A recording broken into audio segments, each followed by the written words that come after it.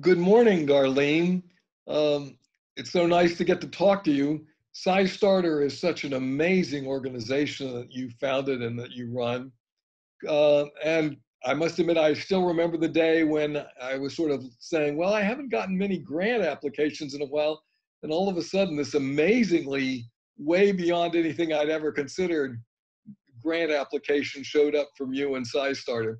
Could you say a little more about how your activities and a result of that grant have led to SciStarter partnership with Globe and others? Absolutely. And it's nice to see you, Dixon. Thank you for the opportunity to share this feedback too. We were equally excited to be made aware of YLACES. And if I'm not mistaken, I'm pretty sure it was a combination of AGU and Leah Shanley who introduced us to each other. That's quite possible. Yeah. So what we do at SciStarter is to help connect people to great opportunities to engage in meaningful research, citizen science projects. And so what we did with our grant, our generous grant from you, was to both provide equipment and training to different communities so they could engage in particular, the SMAP project, the Soil Moisture Active Passive project, which, as we know, is not the easiest protocol by comparison to many other citizen science projects, but it does allow for pretty rich learning experiences, two-way learning experiences, because of course the scientists get the data from the public so they can learn from that, and the public gets to learn about new approaches, new protocols, how to use some of the equipment, and even just kind of the awesomeness of being able to ground truth satellite data. So we worked with a number of different communities. So these were formal educators, informal educators, Girl Scout troop leaders, Pop Warner cheerleading teams. We worked with the science cheerleaders who are professional cheerleaders and scientists to engage more and more people in SMAP in particular. One of the kind of very cool outcomes of this is that it also opened our eyes to the fact that there was a fair amount of equipment with this particular project. And so we started to see, like, well, one of the barriers is actually maybe that's more than what somebody wanted. So maybe they didn't want to have to store equipment in their home. Maybe they wanted more people to be able to access that equipment. So it started us down the path of these lending libraries. And so your grant allowed us to experiment with a couple of libraries, one in particular in Apache Junction, Arizona. There was a very active 55 and older community there that are stewards of a land trust. And they wanted to do SMAP to be able to follow good, solid protocols and gather data that they would share with SMAP, Globe, but also be able to use and build on, because they were concerned about things like arsenic in soil. It's a kind of a step towards deeper forms of engagement that they were doing on their own land. This land had been occupied by a copper mine in the past. So this was exactly where this issue of the equipment and how they might be able to share it, so that one person wasn't responsible for doing all of the measurements. They wanted a couple of people to be able to do this. So we worked with them and a public library called Apache Junction Library. And Dixon, your grant provided a number of kits that are in the library that somebody can go and they check it out, just like you would check out a book. They do the project for a couple of days or a week. They return it, and the next person comes out. So it's the same location. They don't have to register a new Globe location each time. It just gives somebody, more people the opportunity to engage. That led to, for the past couple of years, more extensive work with more libraries in the greater Phoenix area, working with communities to identify projects and that they're curious or concerned about, and then building kits around them. And so now we're hoping to expand that nationally in the next year or two. So it's really led to some interesting work. It all started with your grant, and we're very, very grateful for this. The other nice thing that has happened is we have digital APIs. You remember us talking about these things all the time. We've been pushing Globe and their app to work with us to adopt our APIs so that people who are involved with SciStarter can earn credit for their contributions to the different Globe protocols. And so this has been a pretty successful program that we do with schools and Girl Scouts and retirement communities and the libraries, where a teacher or any other facilitator might assign a couple of different projects over the course of a summer or a semester. And the APIs allow those students to earn credit across different projects and platforms. So tomorrow I'll be talking to folks at Globe, Kristen and others, to dig deeper a little bit into what the APIs do and what they don't do.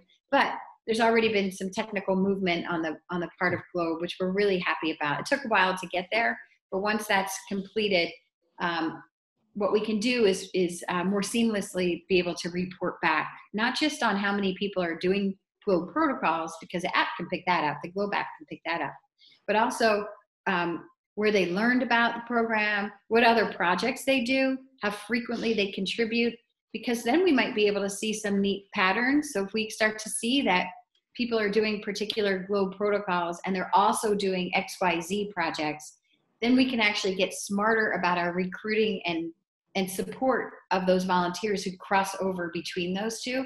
And it may actually lead to new research questions as well. So we're excited about that right around the corner too. Wow. I never cease to be amazed. One of the other things I believe came out of this grant was the partnership with the National Wildlife Federation and Globe. Oh, yes, of course. Thank you, Dixon. That's right, with the eco schools.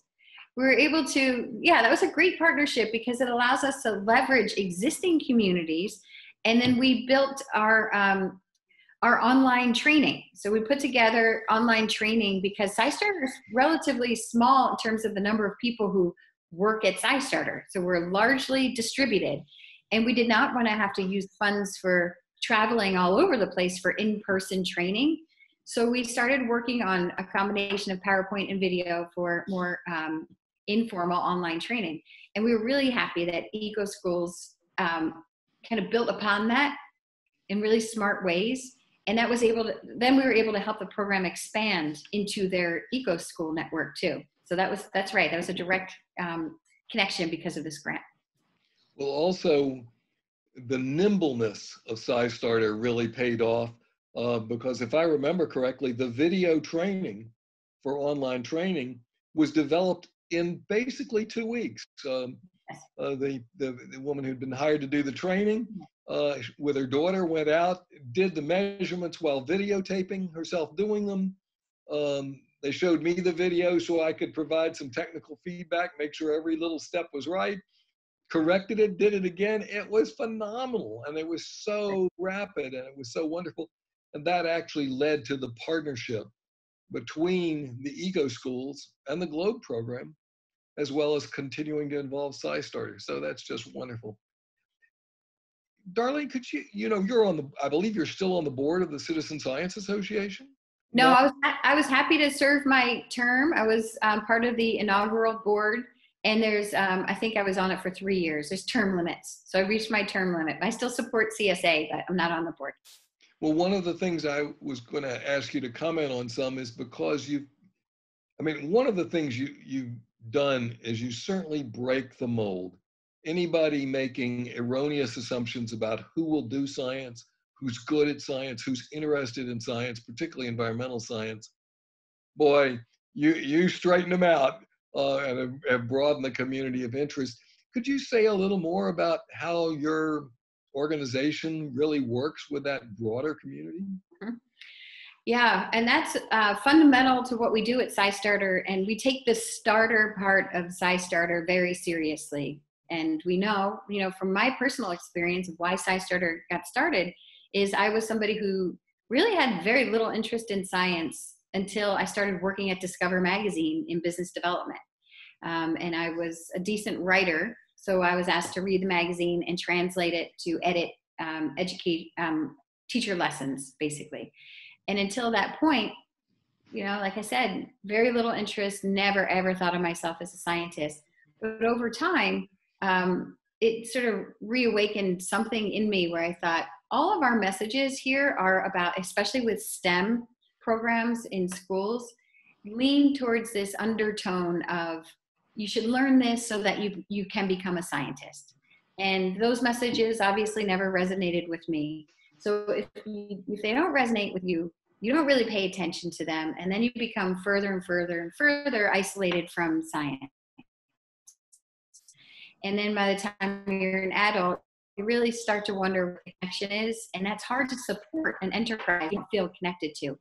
So I often wondered why so many people paid to subscribe to Discover Magazine. It was the largest science magazine at one point.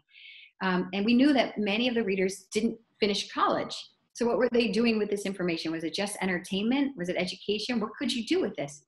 So I went to graduate school to learn how somebody without a science degree, or any degree really, could fully engage in science.